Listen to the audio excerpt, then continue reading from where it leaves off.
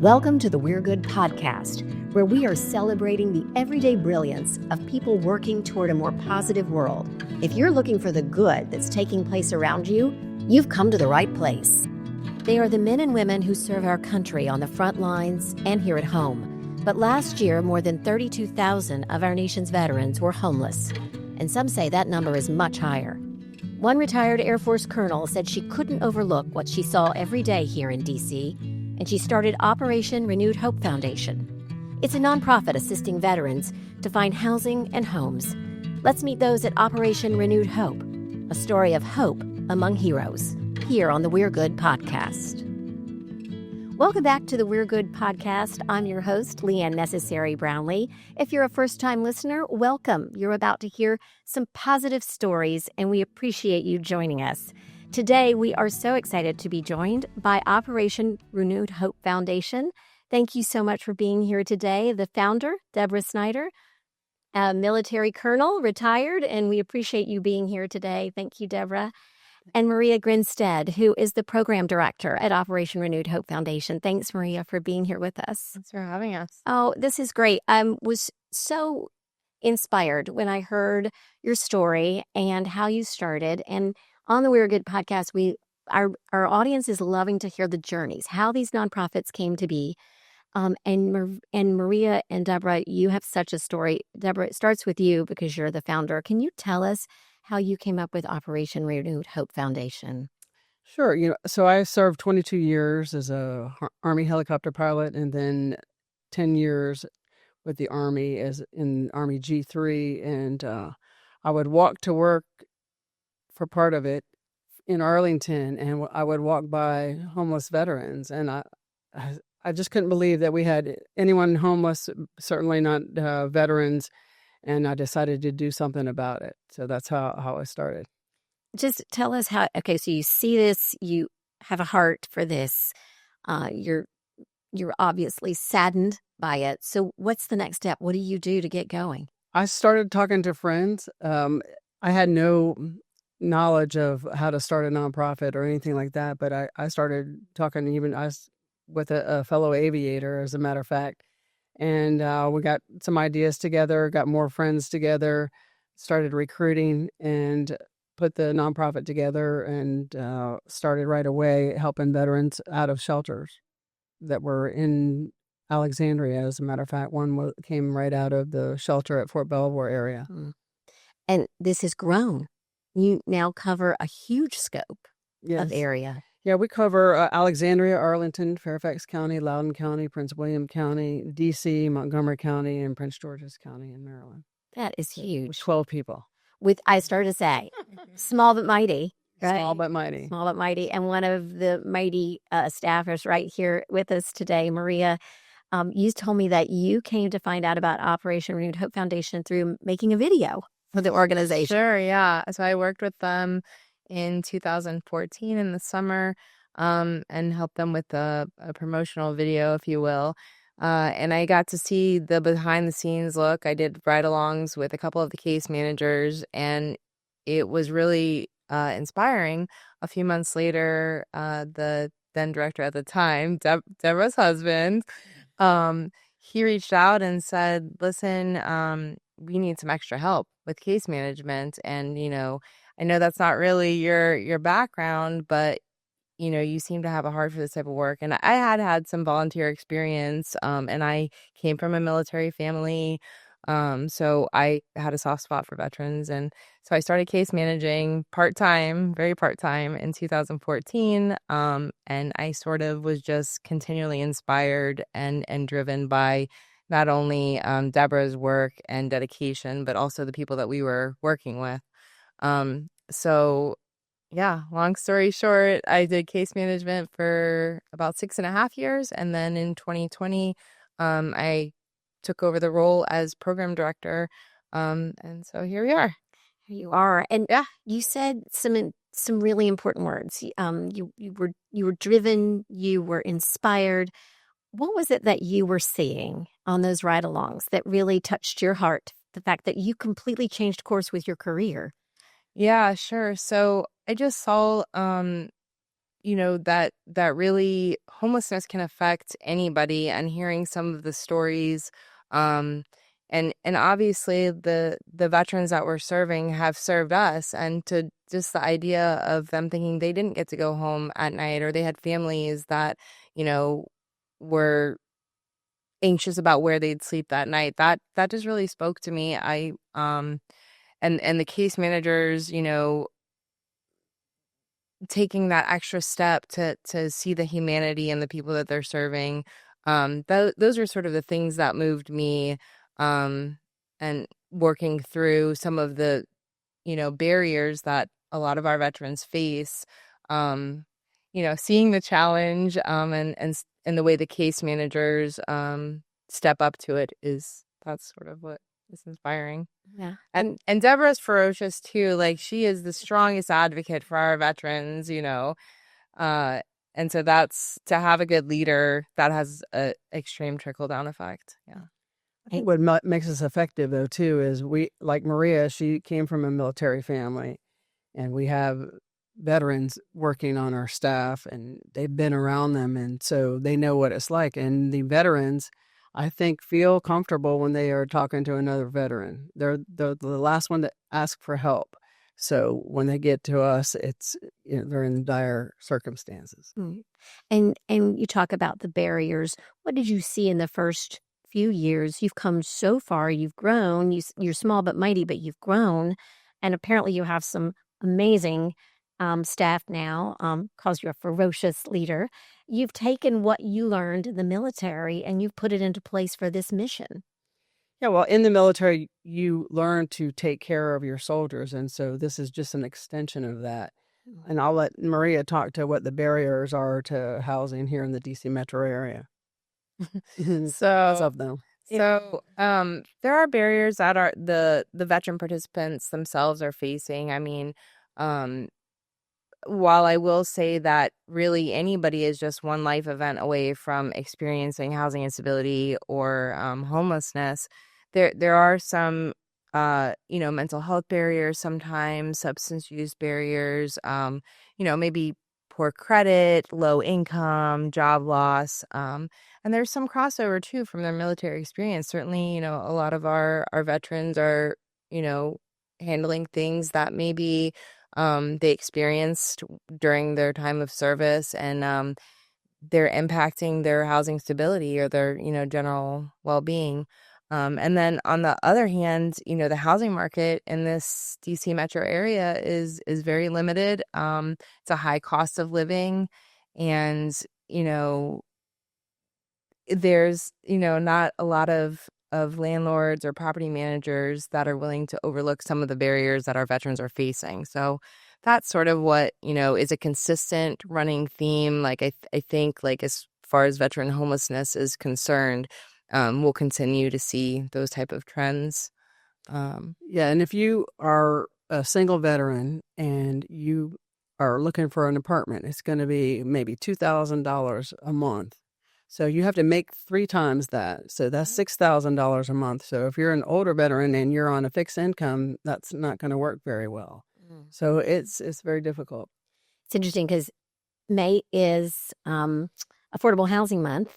It's also Military Appreciation Month. So I was thinking, wow, we have you here for both, because showing our military appreciation by being able to have a home, have a place to live, is so important. And you said that you actually have moved into the affordable housing area, right, Deborah? That you are trying to find, not only just trying to find, but you actually have built some homes? Well, we've renovated some. So we have purchased, renovated, and now operate 3 single-family homes.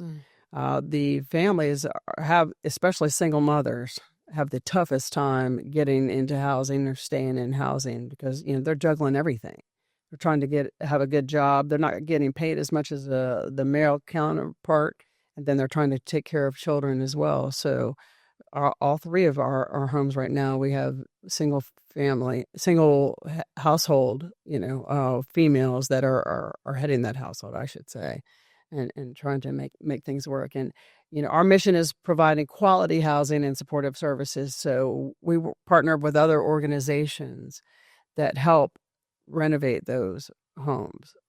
They've done a phenomenal job we took one house, for instance, from 3-bedroom, 1.5 bath to 4-bedroom, 3 full bath. Wow. Another one from 3-bedroom, 2.5 bath to 5-bedroom and 4 full baths. So it's a great experience to see it. It's a little bit of HGTV on the veteran side.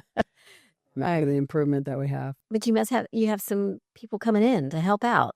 People, giving of their services and of different services, right? You wouldn't, people listening might be like, wow, I can help renovate. I could do that. Yeah, even as far as like on the house's front, like the lawn upkeep and things like that. I know at least one of our households has a disabled veteran, so those are things that can be, always helpful. Yeah. And we were talking about, you touched on it, Maria, about who you're serving, but it might surprise some people. First of all, it might surprise some people the number of our veterans that are homeless. Deborah, you say you've got the number, but it's not probably as accurate as we think. That's right. Well, the good news story is that everybody's pushing to bring it down. When we started back in 2011, there were 66,000 counted homeless veterans nationwide. The most recent point in time count in 2024 was around 32,000. So it's going in the right direction. Folks put the mark on the wall to end veteran homelessness about 5 years ago, so we still have a ways to go. The affordable housing is in short supply, so until we get that captured and then bringing everybody up to the level that they can afford it themselves, that's where we need to get to. And in our area, did you tell me about 1,500? Is that the number you think? Yeah, and it's what I always say it's a squishy number when you're counting veterans or even homeless, because the number that I give out is just the minimum number. Veterans especially are very reluctant to ask for help. So there's a lot of couch surfers out there that go from friend to friend or family member to family member. And those numbers are not wrapped up in who is homeless. Yeah. So we don't really know the exact number. Right. As you said, it's heading in the right direction, but it's a challenge. And another thing we had talked about was that, yes, veterans face all kinds of issues, but Maria, people might also be, shocked. As you said, you're one step away from homelessness, even veterans. But you said that there are people face medical issues that may come up. I think you said, we're not sharing any names today, of course. But you said in particular, you were talking about one woman who faced cancer. Yeah. So this was one of Deborah's closer veterans that she worked with. So I'll let her speak. Yeah. In that case. Yeah. So this veteran, she had a great job. She had a personnel background, and she fell ill with pancreatic cancer, for instance. And she's still alive today and thriving, but it's very difficult to maintain a job when you have to go to so many medical appointments and so forth. So we helped her out of a homeless situation. And there's several others who are battling cancer and other health issues, heart issues, you name it. I mean, we run the gamut. We've helped people, almost say kids in their 20s or early 20s all the way up to 90. Wow. So, I mean, I've had World War II veterans that we've helped out of homelessness, and ones that are just coming right out of the military. They served their initial tour, and then they run out of their life savings in 6 months, and they didn't get a job that's equivalent to what they had in the military. So it's a tough challenge. It's a tough challenge, and it's challenging also because of some of the things that you have to do to be able to find housing, right, Maria? Yeah, definitely. I mean, the larger property management and things like that, they run credit and background checks, and oftentimes our veterans don't have the most ideal, background situations. And so that's an instant denial. And then, it's a harder time to try to get them in. There's not a lot of private landlords that, want to take a chance, if you will. And again, as Deborah mentioned, they usually expect 3 times the rents in monthly income. And that's just not a reality for, most people, let alone veterans that might not have savings, might not have a support network, and then maybe aren't able to work for a variety of reasons. So, yeah, it is a tricky situation and difficult. But you've seen success. Absolutely. So, yeah. So, I mean, one of the success stories, obviously, is the woman who has battled cancer. She's doing well now. And are there others like stories, Maria? Can you think of something that Yeah, absolutely. A lot of it is timing wise. Also, I remember one of my I have a few close to my heart success stories, but one of them was a gentleman veteran that I served, and he had been living in the woods for 20 years. And so he kind of always was hesitant about asking for help because he was really mistrusting. And so it was a few months before, he was able to really like trust me and trust that like I was going to help him go in the right direction. And we were able to get him connected to a voucher. Actually, I worked with some of the county officials. The woods were his home, so all of his belongings were there. We helped with, a move into what ended up being his own home. And then he had that long-term stability component with the voucher. We stepped in and helped, logistically with the actual move in, the move out of the woods. And he's still housed. He was, again, experiencing homelessness for 20 years. And I think we're at 6 years he's been successfully housed now. So, and those are the type of things, like, even though the veterans come through our program and we might exit them and, once they're stable, I'll still check back in. And we even have some veterans that will check back in on us. We have one veteran that donates every Christmas to our organization, one of our success stories. And on that, that he was another case where he lost a job. The contract ended. It was nothing of his fault, but he didn't have a savings, and he was a single dad.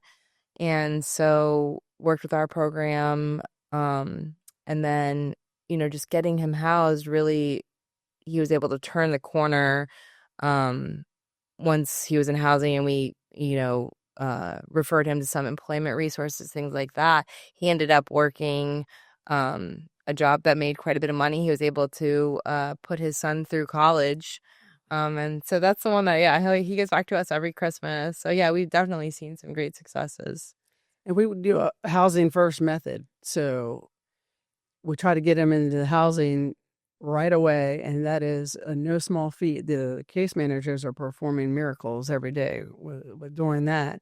And then the wraparound services. I mean, if you can imagine, you need to be able to sleep to function right. Mhm. Yeah. And so if you're worried about where you're going to sleep one night, it's very hard to go get a job. And when you're trying to fill out a job application, what address do you put on? Okay, here's a P.O. box. Maybe I might have, but no, I can't even afford that. So how do you even get good employment if you don't have a residence to call home? So the housing first method works. We can tell you that. We've done it for 10 years, and it needs to continue.